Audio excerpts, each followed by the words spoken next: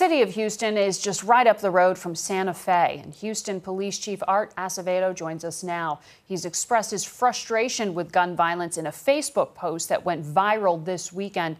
Chief, thank you for joining us. I know a friend of yours, John Barnes, a retired Houston police officer who was one of the armed guards at the school during the shooting, is someone you just visited with. Can you tell us what his condition is?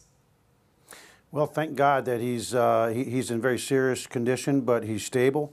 I can tell you that we expect him to recover. His family's there with him, his friends are there with him, and they're very grateful for all the prayers and all the messages they've been receiving from around the country and the world.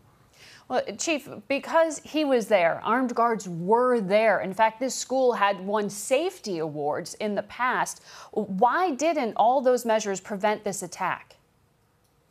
You know, that's part of the ongoing investigation as to what we can do better.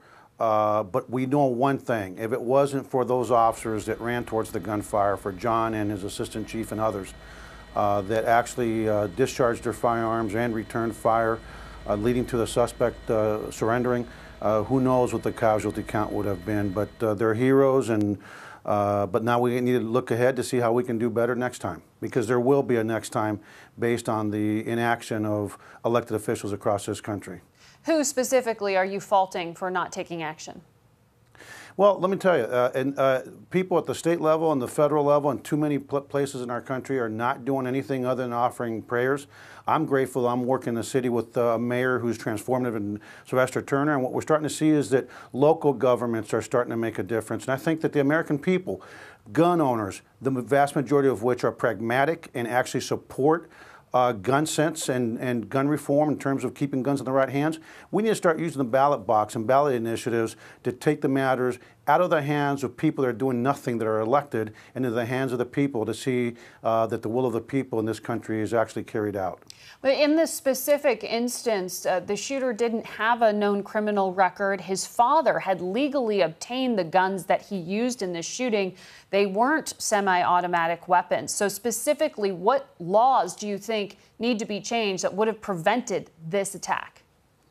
Well, I think in this one specifically, one of the things that that we need to consider is if you have firearms in your home and you do not secure them, and you don't secure them in a manner that can preclude someone from grabbing them and taking them and carrying out this carnage, that there is a criminal liability that attaches.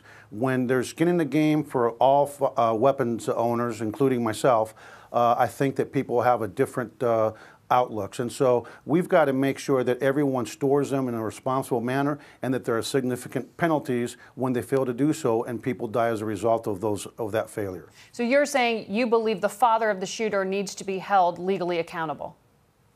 I believe that anyone that owns a firearm that doesn't secure it properly ends up in the wrong hands and used to kill innocent people, that should carry some significant consequences, and we need to think about that on the national level across this country. All right, Chief, thank you for giving us your insights. Yeah, thank you.